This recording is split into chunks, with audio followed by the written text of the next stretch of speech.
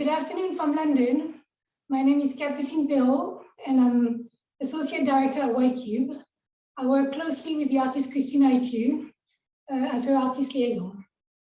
Thank you for joining us for this conversation between art historian Sandhini Poddar and curator and museum director Michelle Yun Mapplethorpe. This event coincides with Christine's exhibition in Hong Kong, Spinning in the Desert. I will say a few words about today's event and how we've organized this event before I hand over to our two guests.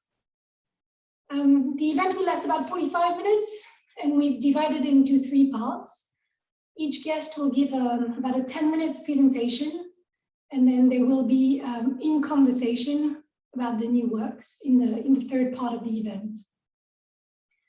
We'll show a short video, like a video walkthrough of the exhibition in Hong Kong. It's about 1:30, so short, but for everyone who hasn't seen the exhibition. And then I will hand over to Sandhini Poddar. So Sandhini is a London-based art historian and consulting curator at the Guggenheim Abu Dhabi, where she's responsible for acquisition, commissions, and research for the Future Museum. As part of her presentation, Sandhini will give us an overview of the Indonesian art scene, especially the Bandung School, bearing in mind that I gave her 10 minutes to do this. So it's like a huge task. So I think the idea was like, she's giving us, it's like an introduction. She's giving us some pointers so that we start getting a better understanding of the Indonesian art context and Christine's place within it. After Sandhini, it will be time for Michelle's presentation. Michelle Yun Mapplethorpe is Vice President for Global Artistic Program at the Asia Society and the Director of the Asia Society Museum in New York. In this role, she is responsible for the exhibition programs and the permanent collection. Michelle is also the artistic director of the Asia Society, the inaugural Asia Society Triennial. And for this triennial, she invited Christine to take part in it. So in her presentation, Michelle will tell us more about the Asia Society and the work they do, their interest in Christine's work. And of course, she'll give us an insight into a curatorial approach for the triennial. And how she decided to include Christine and which work by Christine she chose. So following these 2 short presentations, Sandhini and Michelle will be in conversation, and they will really focus on the new work. So what you're able to see in Hong Kong in Christine's exhibition. They chose one work to focus on, which is the diptych in the exhibition, which is one of the first work you encounter when you enter the exhibition, the largest work of the exhibition. So they'll use it almost like as a case study or as a subject matter to talk about the new works. And then they made a selection of 5 or 6 images of Christine in her studio working on the new works. They're like, I love those images. And they'll use those images as prompt to talk about Christine's process, Christine's studio work, and also the material that she uses. It's a busy event, a lot to talk about. We might have time for questions. So if you're dying to ask Michelle or Sandhini a question, please do post it in the chat box. And yes, if we have time, I'm sure they'll be delighted to answer a few of them. So thank you. So if we can start, if you could play the video, and I'll say a few words while it plays. So Spinning in the Desert is Christine's 3rd exhibition at the gallery at YCube, her first in Hong Kong. She produced 11 new works for this exhibition that were all produced during the pandemic or during the last 12 months. You'll see that they all titled Cryptobiosis plus a number. I know Michelle and Sandhini will talk about this further, so I'll just say a few words. But the definition of cryptobiosis is like this, a state of extreme inactivity And when Christine, when we were discussing the exhibition together, when she was working on the show, she compared the state of inactivity with how she felt during the pandemic, how she had to restrain or limit herself to prepare for better future condition, for a better future. So you'll see that it's a very hopeful exhibition, very positive one. And if you look at some of these works, you'll see that you'll notice different shapes in the works, all somehow suggest organic forms. You might see an egg shaped like, or more sometimes more like a fungus shaped like, or an anatomical form. I see a heart in one of them. Some of these shapes are like tangled in what looks like twine. The palette of colors, you saw it for yourself. Different whites, different grays, some blues. Christine explained that for her, blue represents hope. So again, a hopeful exhibition. And Michelle and Sandhini will say more about this. I could go on, but I'm conscious of time. And also I just can't wait to hear what Michelle and Sandhini have to say. I am very pleased to hand over to Sandhini. Thank you. Thank you, Capucine. Hello, everyone around the world. Very grateful to White Cube for this invitation, and so excited to be reunited with Michelle, an old friend and colleague from New York. We worked together 12 years ago on the Saikpo Chang retrospective, which was at the Guggenheim in New York, and was also part of the Beijing Olympics, and then went to the Guggenheim in Bilbao, a 3-4 year long project that required us to work very closely. So very excited and happy to be reunited. And also incredibly honored to be speaking on the work of Christine Ay Tjoe. I know she's with us virtually from Bandung, an artist who I've had the pleasure of meeting only once at her 2017-18 solo exhibition in Bermondsey at White Cube Bermondsey here in London, which was a revelation for me because it was the first time that I was seeing her work in person. She's a highly respected artist from Southeast Asia and specifically Indonesia. And Capucine initially asked me to introduce all of Southeast Asia to you, which I have to say would take us many seminars because it's unfortunately an under-recognized or an understudied part of the world. And we'll get into some of those specifics of why that's occurred. But there have been great institutions in the region, including the Fukuoka Asian Art Museum in Japan, including the Queensland Art Gallery in Brisbane, which has been organizing the Asia Pacific Triennial now since 1993. You've also got the Asia Art Archive based in Hong Kong. So there are these great organizations, museums and non-museums that have been tracking the development of art history and historiography in the regions really since the 70s and the 80s.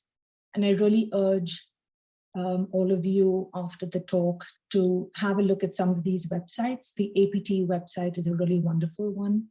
The history of all of the triennials, because they've really been at the forefront of supporting artists from across Southeast Asia, commissioning work from them, doing great scholarship on the region, acquiring these works for the permanent collection.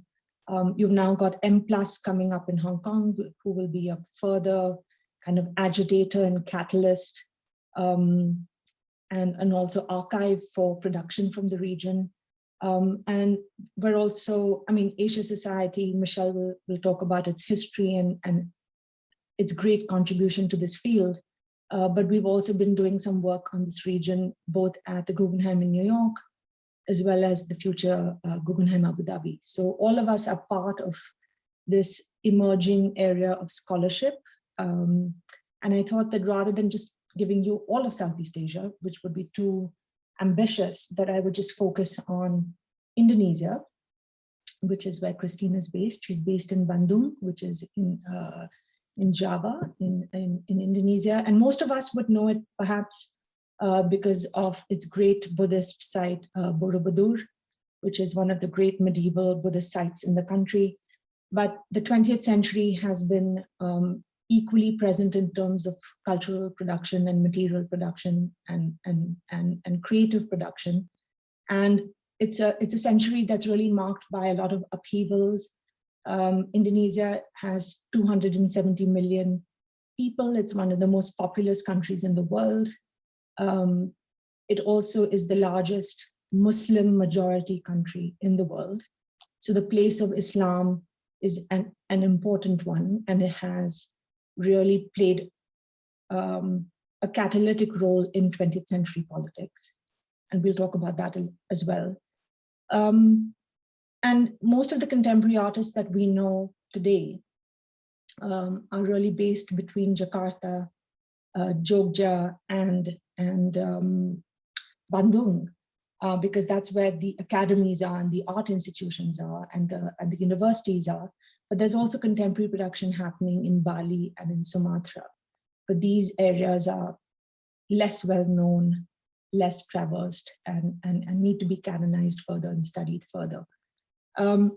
So we'll talk about the infrastructure for the arts a little bit and why this area is still emerging in people's consciousness and in art history worldwide. But the other thing to think about in terms of Indonesia is also the fact that it's one of the most diverse regions in the world when it comes to biodiversity. And I thought this was quite important because this feeds into, I think, Christine's interest in the natural world and the world of animals and organisms and biology and zoology. Along with the Brazilian Amazon, Indonesia is really a country that's hugely venerated and studied for its biodiversity. And it's one of the regions of the world that really needs to be protected over the next decade.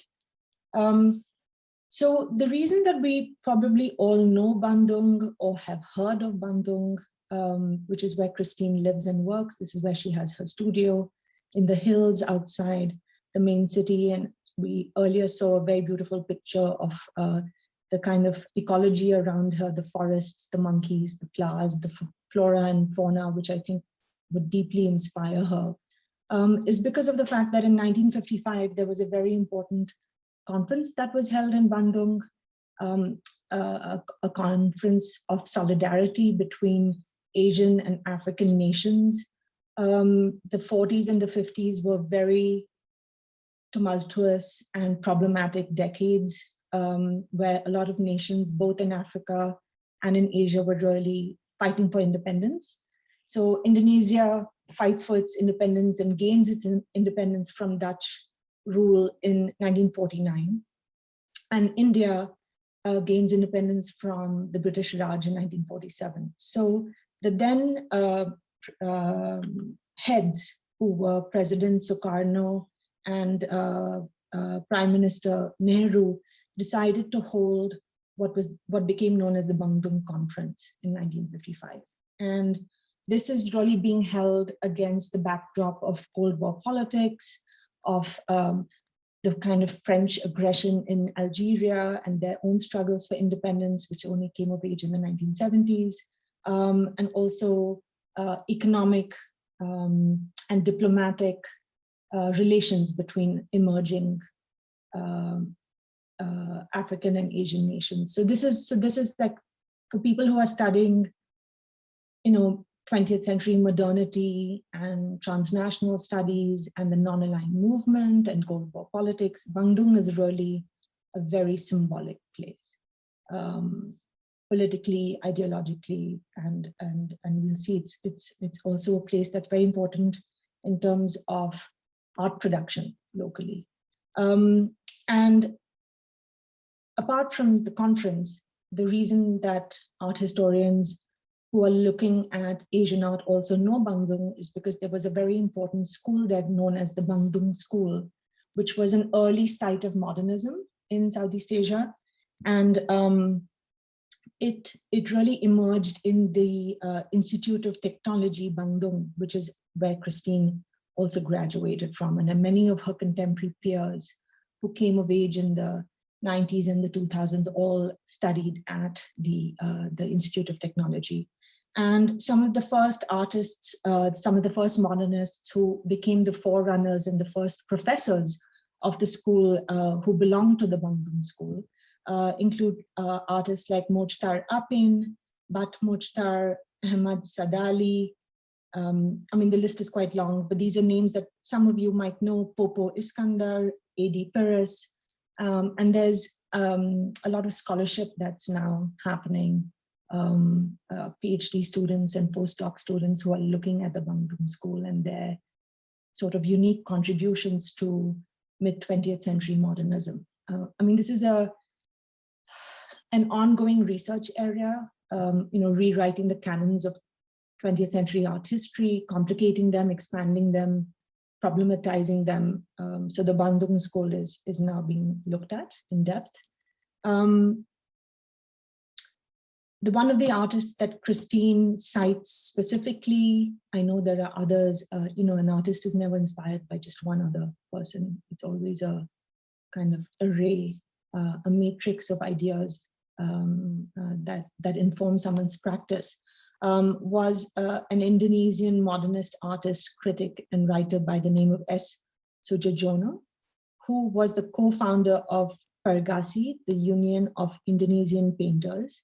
And he was known, I looked him up because the modernists are harder to research. Their works, don't come up in the market quite as much as the later generations, but he was really a thinker and an activist who made works within the realm of social realism. And I think she really regards him for his anti-colonial stance. Social realism is a really interesting strain within realism, and it's one of the things that we're looking at the Guggenheim Abu Dhabi, and how an artist like this was working within a very vernacular local context, and how his contribution to social realism again can expand and complicate that narrative that is perhaps better known through artists working in China. So the next generation of artists after the Bandung School and after people like Sujojono and also Afandi, who was another artist working at the time, really an expressionist.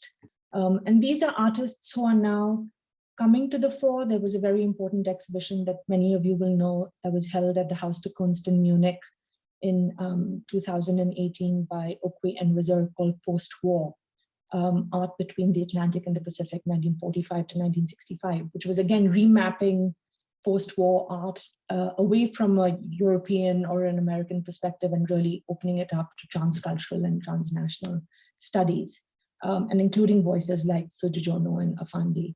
But the next generation really, who were all born mainly in the 50s, one was born in 1949, one was in 1961. These are the artists who moved away from working solely in painting.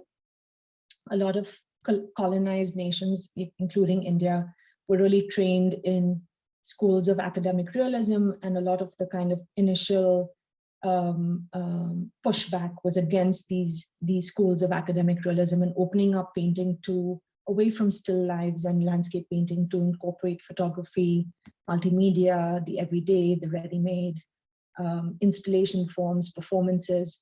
So Michelle, I know, is going to talk about this more in depth because a lot of these artists are represented in her collection.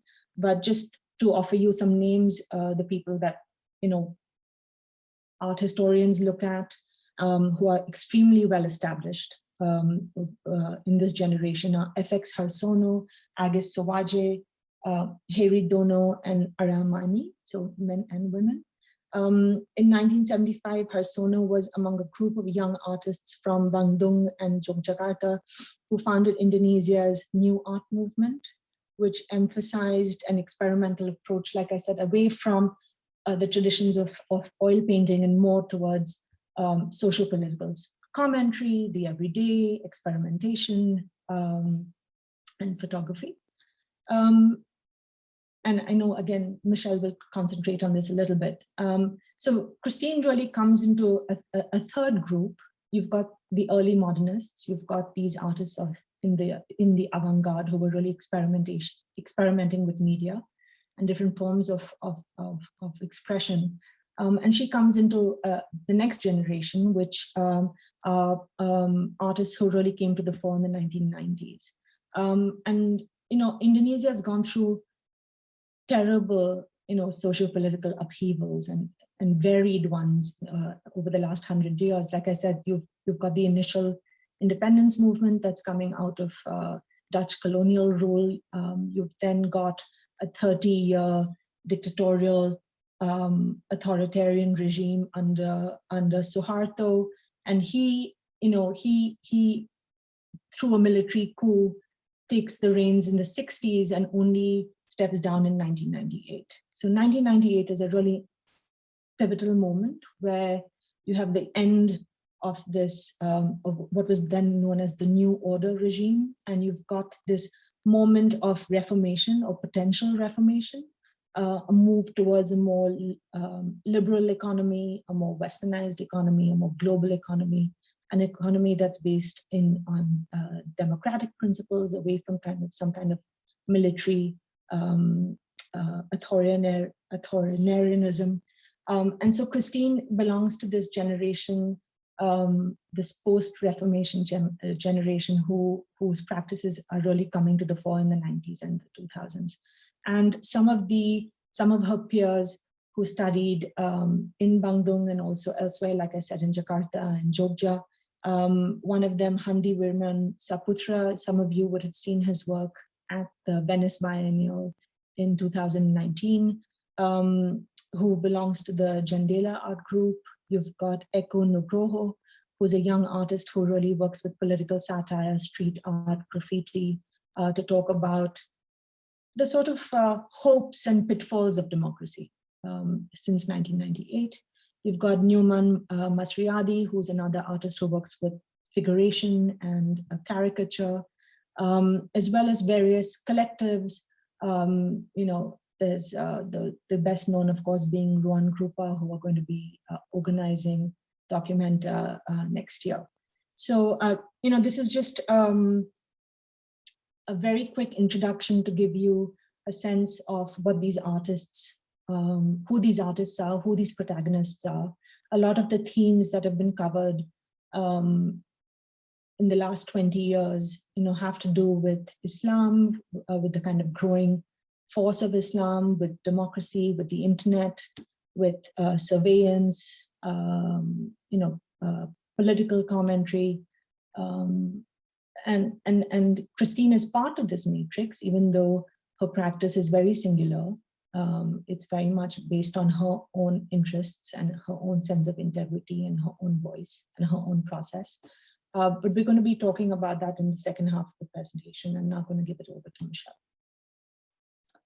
Thank you so much, Sandhini. That was such a wonderful introduction. I really look forward to digging deeper with you in a few minutes. It's really such a pleasure to be with you all today. And I firstly want to thank White Cube for hosting such a wonderful opportunity to champion Christine's vision, and specifically to Capucine for her invitation and for all of her efforts to make this possible. I'm delighted to be reunited with Sandhini on this occasion and really look forward to our chat. I thought that I would take a few minutes before we begin our conversation to just give a little bit of background on Asia Society's focus on contemporary Indonesian art and our interest in Christine's work particularly. So for those of you who are not familiar with Asia Society, we were founded in 1956 by John D. Rockefeller III in New York City. And he was very prescient in his belief that Asia would become a primary player on the world stage, and that he felt that it was essential for there to be a US-based organization that was tasked with creating greater understanding and empathy and dialogue between Americans and the Asian region. And so since that beginning, we've now grown to 13 centers internationally across 4 continents. And our purview is very interdisciplinary and complementary, I think, in scope.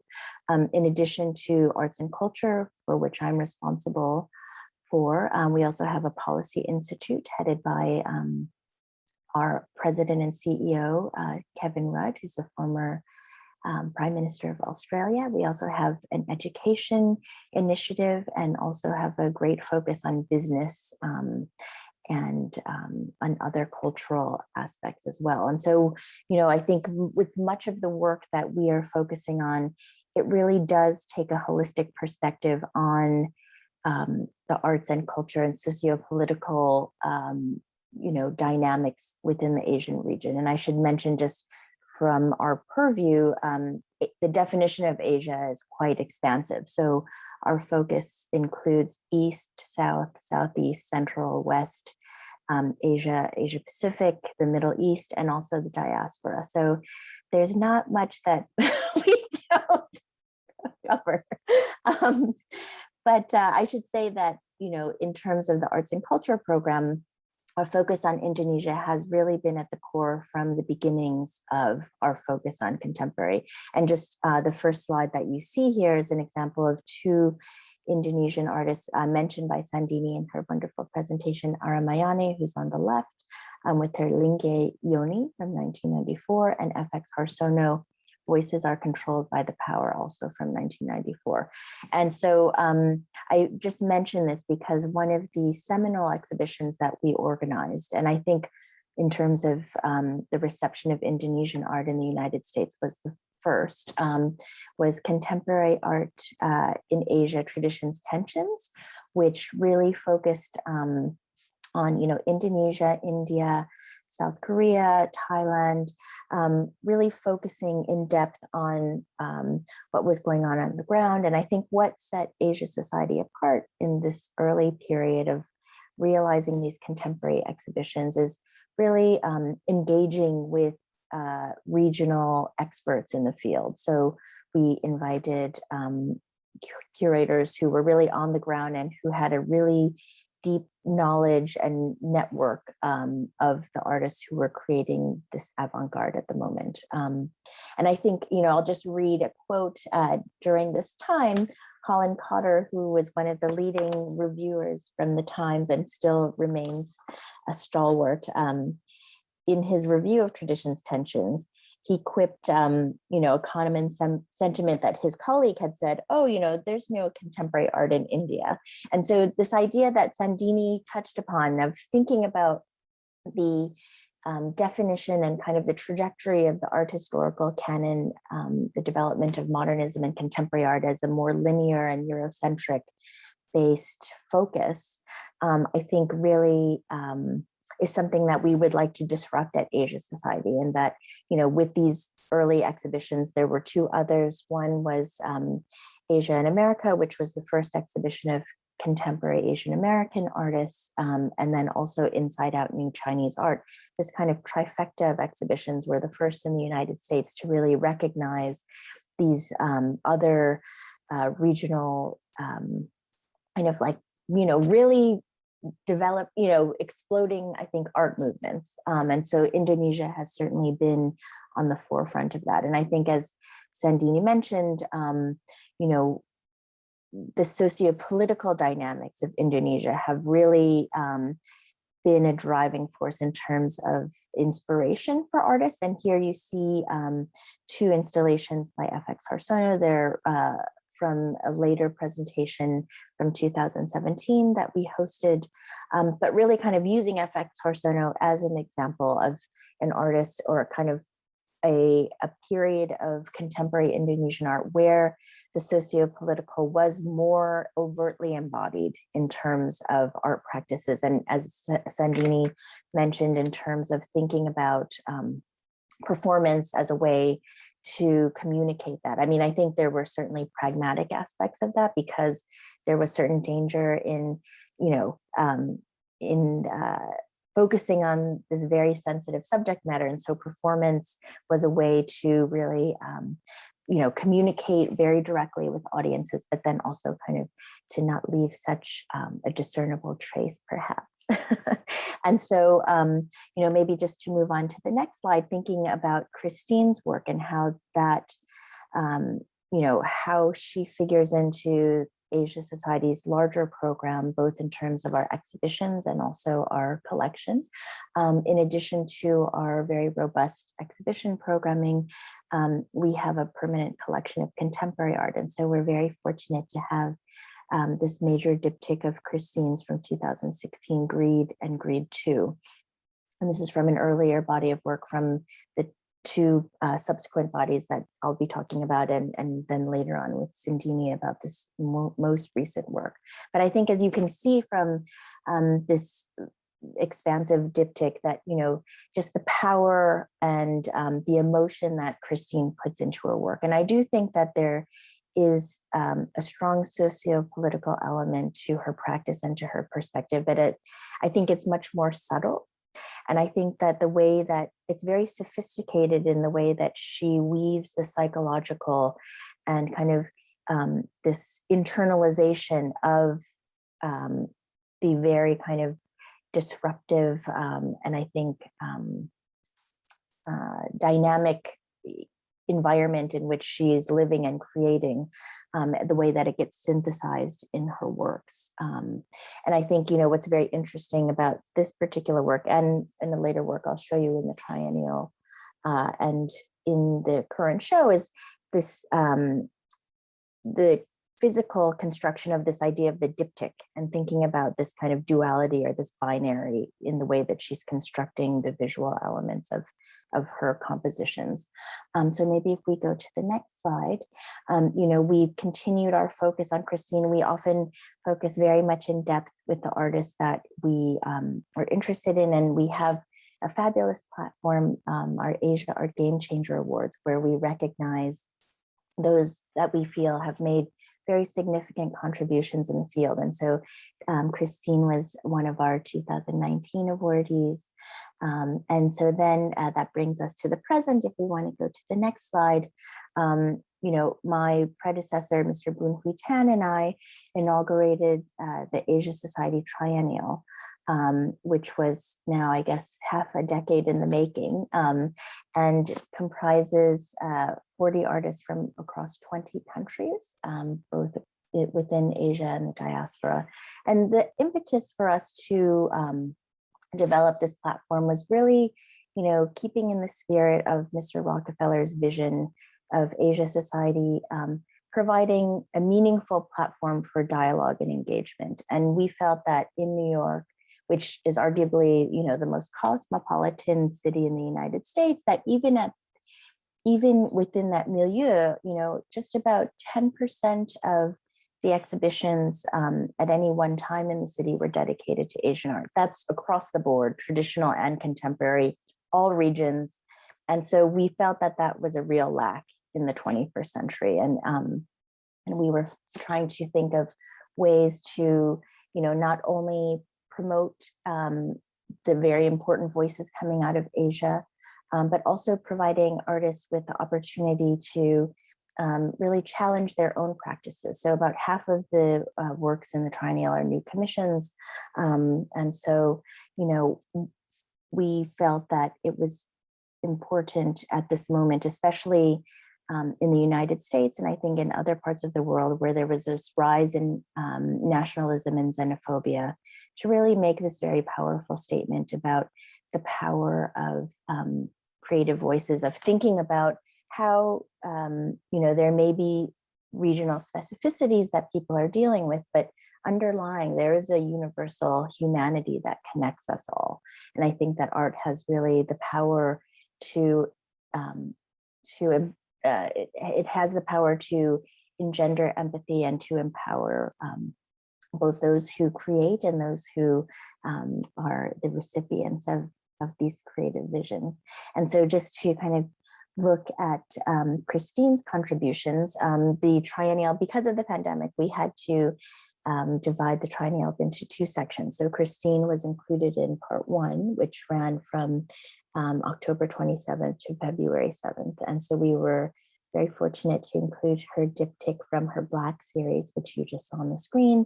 And then here, a selection of 5 lithographic drawings, which really harkens back to her roots as a printmaker. And I think, we'll be talking about that a little bit later with Sandhini, just the importance of line, the importance of printmaking, and this kind of graphic power that I think translates not only in her meticulously drafted works on paper, but I think also is really sophisticatedly infused into her paintings as well. So why don't we bring Sandhini back?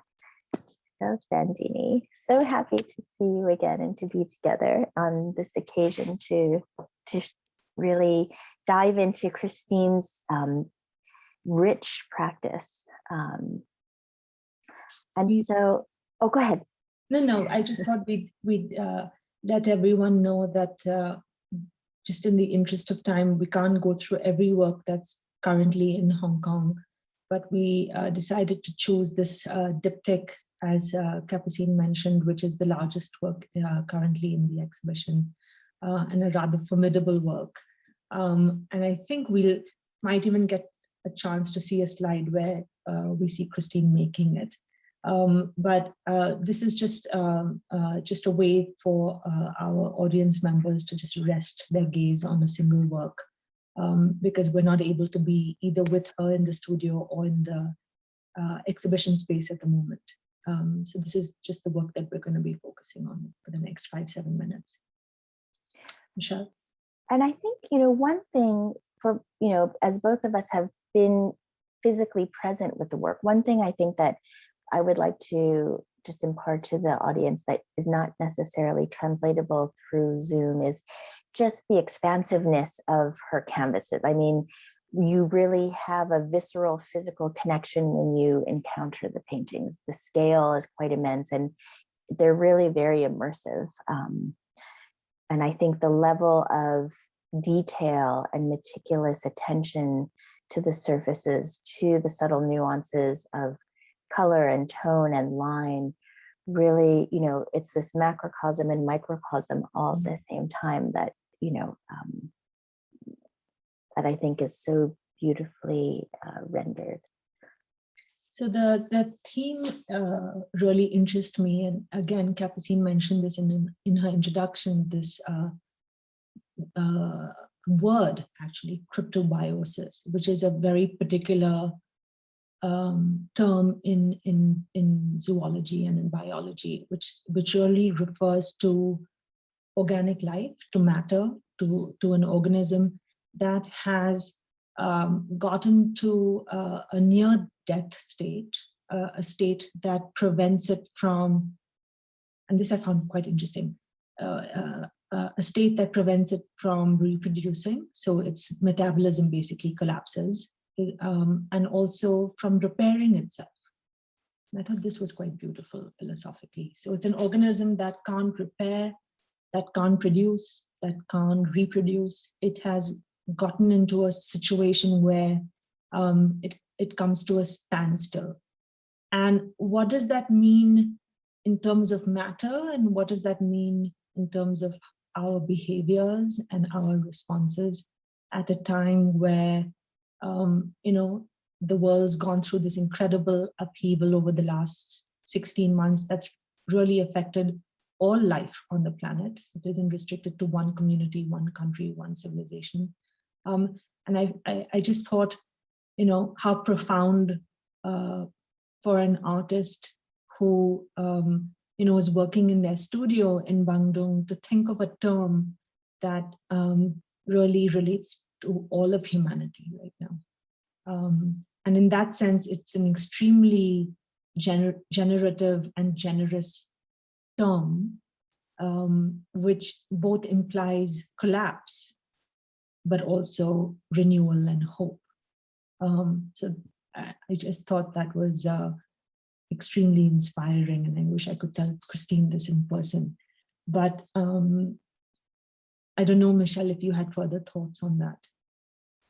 Yes, I mean, I think that, you know, from this transition from her Black paintings, which we were showcasing in the triennial, which really kind of was an introspective look at the dark side of our human nature, and to really kind of embrace that darkness and to learn how to not shy away from it, but to harness it as a part of one's holistic self and one's being.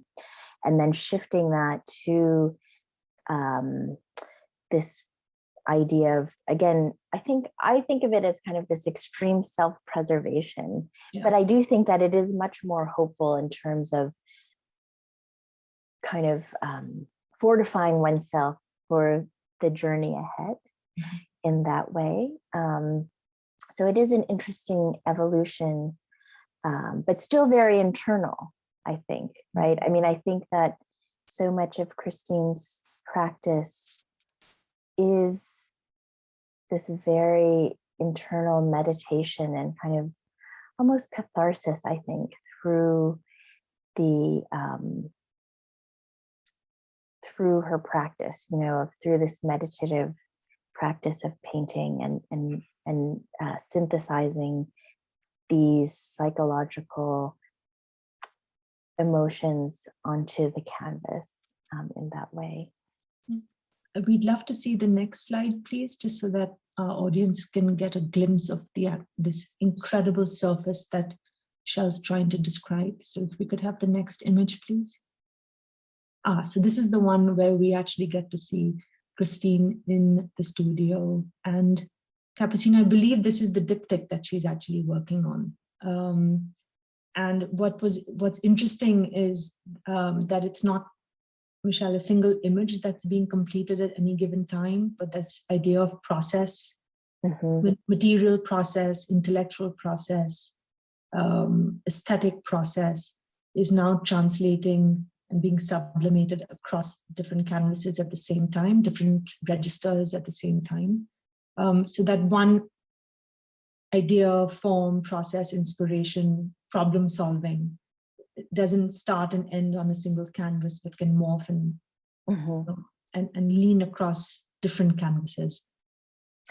And I think that speaks so beautifully to the organic nature of her practice and to the illusion that you were bringing through your presentation about nature and the relationship of the artist to nature. And I think thinking about that also on a broader scale, I mean, thinking about this evolution of societies, thinking about how, you know, nature and societies are often messy and this kind of fecund kind of dynamics between people and ideas and expression, you know, is also much synthesized through her perspective.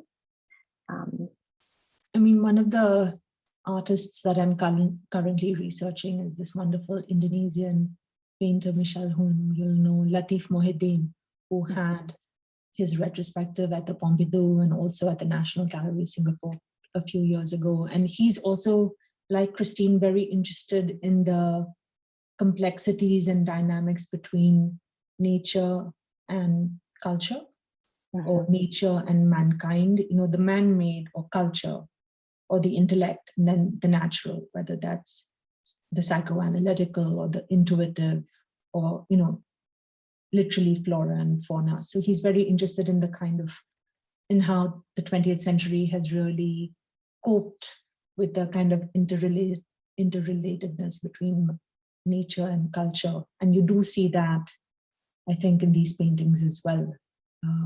This kind of tension between them, and also the possibilities of finding a language through them. Could we look at the next slide, please? So these are images of the artist making the work. We thought that you would enjoy looking at these because it's very rare to be privy to an artist's process. But this is just reiterating what Michelle said, which is this incredible kind of strength of the line and of tactility, of the haptic, of materiality and process. And you see the artist's hand where you have these oil bars that are used to create the first forms, and then she actually goes in and uses her hands to create these gestures or the mark making process.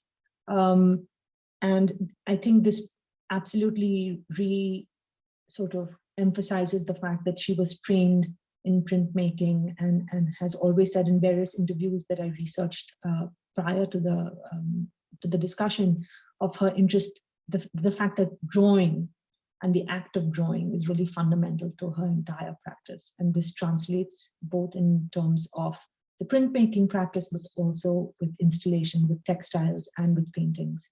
And here you actually are seeing that very kind of real relationship between the body and the canvas, and how the artist is making judgments intuitively and academically about how she wants to move through the form of her work on the surface of the canvas. And I think that really touches upon a very core element of her practice, Sandhini. This balance between control and spontaneity, right? Because, with printmaking, it is such a meticulous process. You have to have so much control and just cerebral focus to make sure, everything's backwards. So your brain has to do mental gymnastics, right?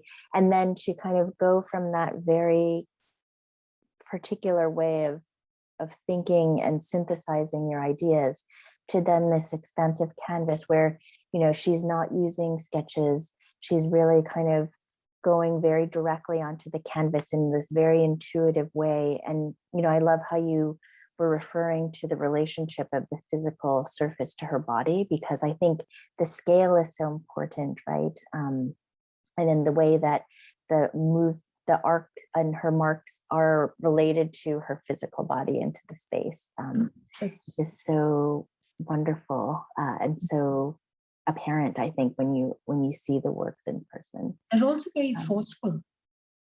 Yeah, some of the canvases can be quite aggressive, I think. And it takes a lot of power and a lot of confidence to make these works. These are not works that are shying away from the audience or from the self. These are, you really, I wrote down 2 words when I was looking at her work, and I put down repetition, right? The mark is a repetitive mark, but also there's a struggle, right? So repetition and struggle in the way that one creates the form and keeps revising the form and kind of interrogating the form.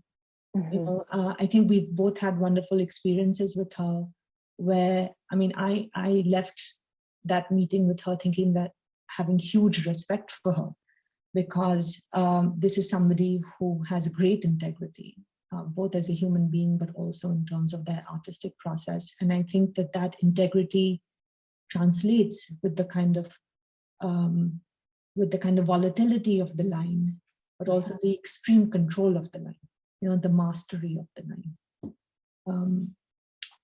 I think that's very important because they are so active, right? The surfaces are so active, but I think that is such a very good distinction that it's controlled. That every mark that she's making is intentional, and has a purpose. And that, there is such a tension, a palpable tension to the compositions, I think, too. And so it's like kind of this internal struggle, but I think also, mirroring broader struggles within society, or just kind of tensions and dichotomies between,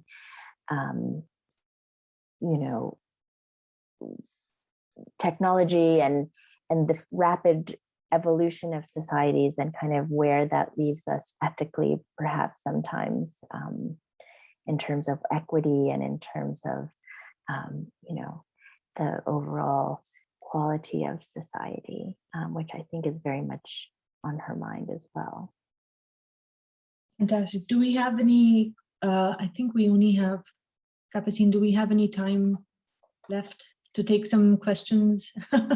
Not really. Okay. Okay, so I think we have run out of time. Sandhini, this has been so fabulous. We could be talking about Christine for hours. hopefully we can revisit this with the artists on another occasion. That's exactly what I was thinking, that there's still so much to unpack, and maybe we should call this event Conversation Part 1 and find another opportunity to continue, and maybe next time in person, and maybe next time with Christine when she's able to travel. I think that would be very special. But thank you so much, like really both of you, for your presentations and for the conversation. I like what you said about like the hope in this exhibition that we are fortifying ourselves, because we do need to be ready when the world reopens. There's just a few other people I'd like to thank, people I work closely with at the gallery and who worked very hard on this exhibition as well. My colleague Faina Durman and my colleague Jessica Simus. I would also like to thank Cecily Bates, who organized this event, and then the photographer Wowo Wahono, who took the photograph that you saw of Christine in her studio. And of course, I'd like to thank Christine Ay Tjoe for this stunning exhibition. Thank you very much. Spinning in the Desert is on until August 28th. So if you're in Hong Kong, please go and see it. Otherwise, do visit our website. And thank you very much again, Sandhini. Thank you again very much, Michelle. Thank you for joining, and see you soon. Thank you so much. It's a pleasure to participate.